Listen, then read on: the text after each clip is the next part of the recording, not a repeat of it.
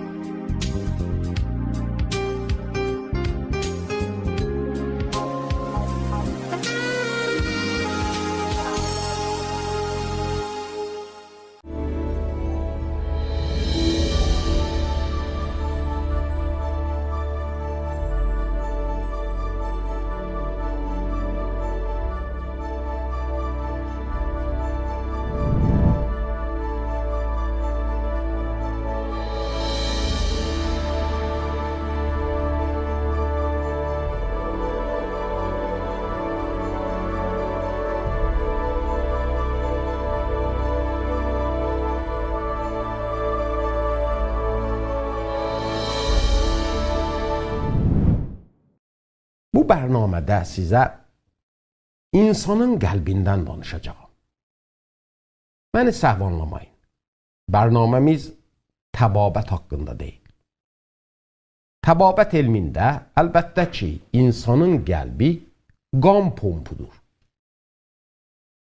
Amma Tanrının kəlamı qəlb və ürək barədə başqa bir şey deyil. Ürək bizim həyatımızın mərkəzidir. Ermiya Peyğəmbərin kitabında Tanrı Yəhud millətinə belə deyir. Əgər məni bütün ürəklərinizlə axtarsaydınız, yəqin məni tapardınız. Tanrının kəlamı bizə tövsiyə edir ki, onu bütün ürəklərimizlə sevək. İsa'nın sözünə görə, ürəklərində sadiq olan adamlardılar ki, Tanrını görəcəklər. Onun huzurunda oturanlar o adamlar olacaqlar ki, əllərində təmiz, ürəklərində paçdırlar. Tanrının nəzərində bizim ürəklərimiz vücudumuzun mərkəzidir. O yer ki, Tanrıdan təcrübə etdiyimiz şeylər orada əkilir. Ürəyimiz bir çeşmə kimidir ki, həyatımıza axan bütün suların qaynağı olur. Bizim qəlbimiz bizim həqiqətimizdir. Qəlbimizdə nə olaq, qəlbimizdə necə olaq, Tanrı ancaq onu görür. Onun üçün də İsa qəlb haqqında belə deyir. İnsanı nəcis edən, insanın içindən çıxandır. Çünki içəridən, insanın ürəyindəndir ki, pis düşüncələr, iffətsizlik, oğurluq, cinayət, zina, tamahkarlıq, pislik, hilə, şəhvət, pis göz, küfr, qurur və səfehlik eşiyə çıxır. Bütün bu şeylər insanın içindən çıxıb onu nəcis edir. İsa'nın bu sözü barəsində biraz düşünün. Bütün bu dediklərim insanın qəlbindən çıxır. Mənim qəlbim kimi qəlblərdən, sənin qəlbin kimi qəlblərdən. Adam bu barədə düşünən vaxt özündən soruşur, əgər belədir, bəs necə insanın qəlbi təmizlənə bilər? İsa bu suala da cavab verir. Necə? Gəlin görək İsa buna nə cavab verir? Təmizlik haqqında Yəhud mollaları da İsa'nı sual-cavaba çəkdilər. Çünki gahdan bir onun şagirdləri də Yəhudilərin təharət adətlərini yerinə yetirməyib, əllərini yumamış çörək yeyirdilər. Bu adətlər Yəhud xalqı üçün o qədər mühüm olmuşdu ki, əgər biri onları yerinə yetirməsəydi, adamı əsla dindar bir adam saymazdılar. Onu pis bir adam görərdilər. Tanrının əhkamını pozan biri. Bu adətlərə görə Yəhud alimləri evə yetişdikdə ancaq əllərini yox, qab-qaşıqlarını da suya çəkərdilər. Bunlar onlar üçün paçlıq əlaməti olmuşdu. Onun üçün də İsa'nın şagirdlərini elə görüncə, onları napaç adamlar sayıb düşünürlər ki, İsa'dan irad tutmaq üçün yaxşı bir fürsət tapıblar. Onun üçün də iradlarını tuturlar. Nə üçün sənin şagirdlərin atalarımızdan qalmış adəti yerinə yetirməyib, nəcis əllərlə çörək yeyirlər? Amma İsa onların dediklərini rədd edib, onlarla böyük bir həqiqətdən danışdı. Dedi, qulaq asın və dediklərimi anlayın. Heç şey yoxdur ki, eşikdən insanın içinə girib onu nəcis etsin. Başqa bir sözdə İsa onlara deyirdi ki, yediyimiz yeməklərin heç biri qadir deyil ki, insanın ürəyini napaç edib, onun həyatını nəcis etsin və ona mane olsun ki, Tanrının huzuruna artıq gələ bilməz. İsa'nın sözünə görə, ürək paçlığına yediyimiz yeməklərin dəxli yoxdur. Doğru ki, diri qalmaq üçün yemək içmək insana lazımdır. Amma onun ürəyinin vəziyyətinə əsla əsər qoya bilməz.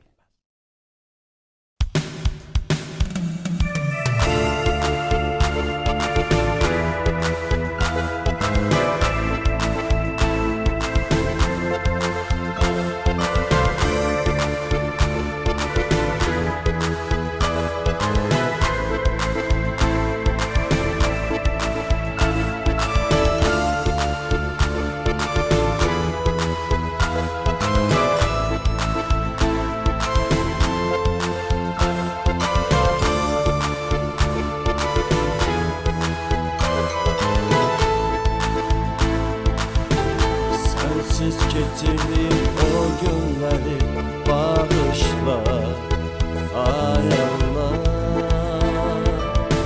Sensiz getirdiğim o günleri bağışla, Rabbi. Sensiz açtığım o sabahı bağışla, müqəddəs sensiz geçirdiğim o geceni bağışla, müqəddəs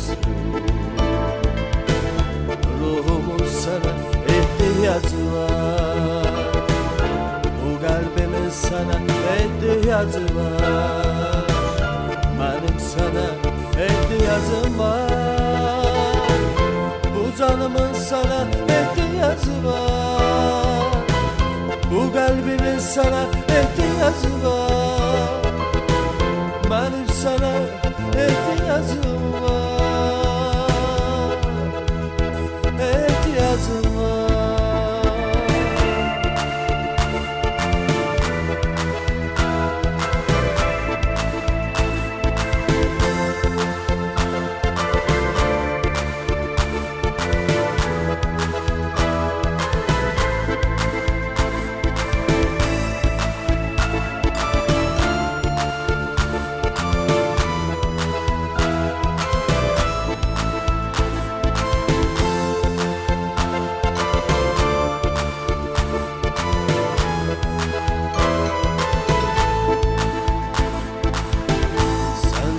Getirdiğim o günleri bağışla, ay Allah. Sensiz getirdiğim o günleri bağışla, Rabbi. Sensiz açtığım o sabahı bağışla, müqəddəs sensiz geçirdiğim o geceni bağışla, müqəddəs ruhumun sana ihtiyacı var, bu kalbimin sana ihtiyacı var, benim sana ihtiyacım var, bu canımın sana ihtiyacı var, bu kalbimin sana ihtiyacı var, benim sana ihtiyacım var, ihtiyacım var.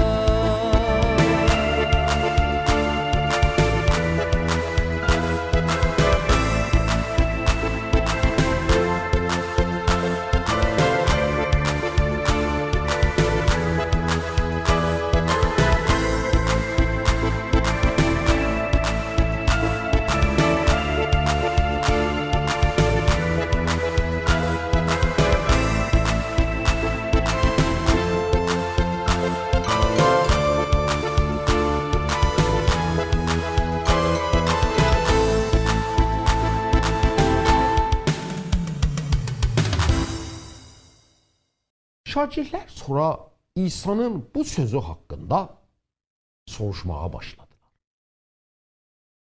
İsa onlara buyurdu, məgər sizin də fəhminiz yoxdur? Məgər görmürsünüz ki, eşikdən insanın içinə girən əsla onu nəcis edə bilməz. Çünki onun qarnına girib, sonra da oradan ifraz olunar. İnsanın mədəsi xörəyi həzm edər və artıq qalanını da eşiyə tökər. Bu işin ürəyə dəxli yoxdur.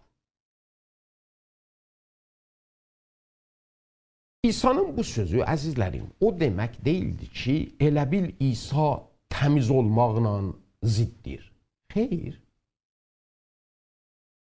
Sağlam bədənimiz olmaq üçün lazımdır ki, yediklərimizə, içdiklərimizə diqqət edək.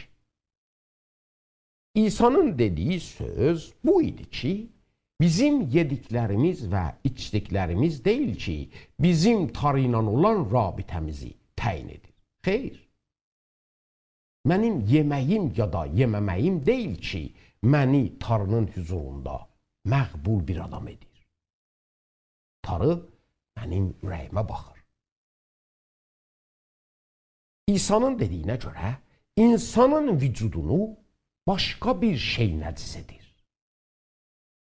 İsa'nın sözünə bir qulaq asın. Heç şey yoxdur ki, eşikdən insanın içinə girib onun vücudunu nəcis etsin. İnsanı nəcis edən onun içindən çıxan şeylərdir. Və İsa sözünə davam verib onu belə açıqlayır. İnsanın içindən, onun ürəyindəndir ki, bütün pisliklər çıxır. Pis fikirlər, şəhvət, oğurluq, zina və başqa bütün pisliklər.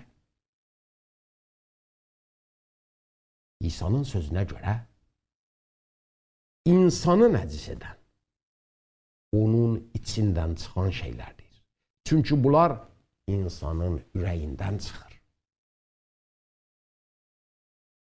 Məsələn, pis düşüncələr bizi nəcis edir. Bunlar bizim zehnimizdən qaynaq alır. Şəhvətranlıq, oğurluq, qətl və zina birdən-birə ki olmur. Bu işlərin hissi əvvəl içimizdə yaranır. Və sonra bu hissdir ki, bizi onlara əməl etməyə çəkir. Paxıllıq, düşmənçilik, həsudluq, bunlar bizim ürəyimizdən çıxır. Ağzımızdan çıxan pis sözlər də ürəyimizin necə olduğunu göstərir. Görürsünüz, əzizlərim, qəlbimiz necədir? Şəxsiyyətimiz də elədir. İçimizdə olan fikirlərimizin, niyyətlərimizin və əngizələrimizin hamısı, tarı haqqında, başqa insanlar haqqında olan əməllərimizin hamısı nəhayət qəlbimizin necə olduğuna bağlıdır. İsa ondan irad tutan adamlara dərvaqə belə deyirdi. Bu qədər məzhəbi ayinlər haqqında nigaran olmayın. Rəsm rüsumlara bu qədər əhəmiyyət verməyin. Tarının gözündə mühüm olan zahiri görünüş deyil ki, qəlbin necə olduğudur. Çünki bizim bütün rəftarlarımız qəlbimizdən qaynaq alır.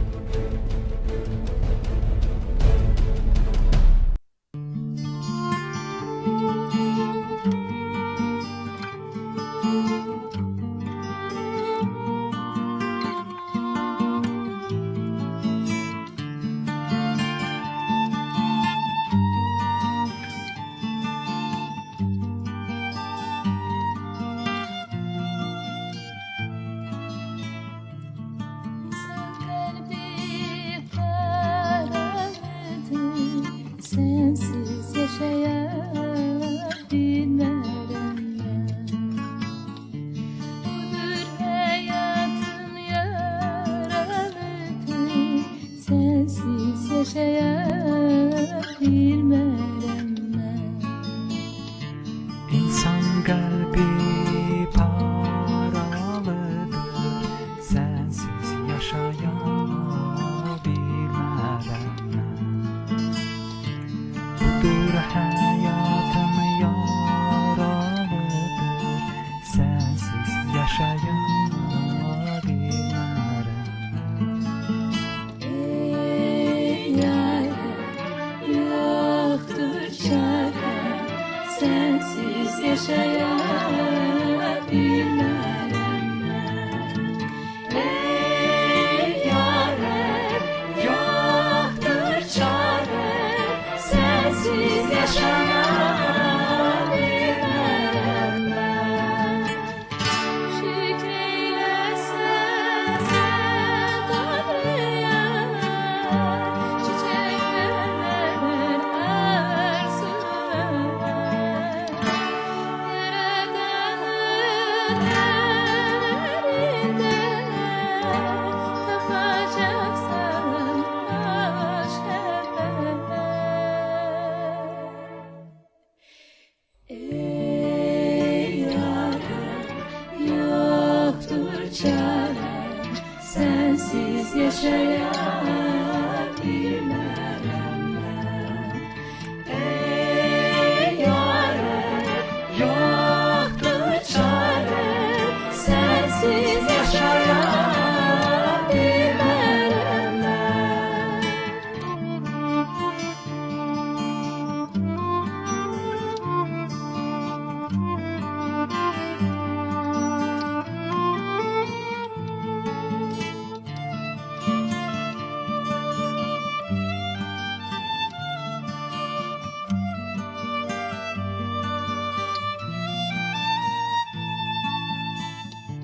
İnsan kalbi değişik gördü, sensiz yaşayabilmem ben. Şimdi sen de gördün, sensiz yaşayabilmem ben. İnsanlar değişik gördü, sensiz yaşayabilmem